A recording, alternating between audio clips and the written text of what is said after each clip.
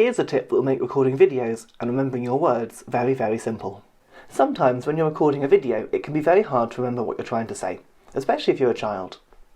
With the teleprompter feature in Pages, you can type your script as a normal document and then have it play back to you as if it were on a real teleprompter. Just press the three dots in the top corner and then tap onto presenter mode. From here, you just need to tap the screen once and it will automatically start scrolling.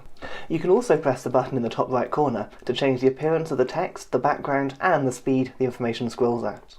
You might find this tip particularly useful with your class, especially if there are children who kind of forget the words as they're trying to record a video. It can be very hard to keep a lot of information in your head when you're trying to record it. Set this up, put it behind a camera, tap the screen to start scrolling, and you're good to go and record that video.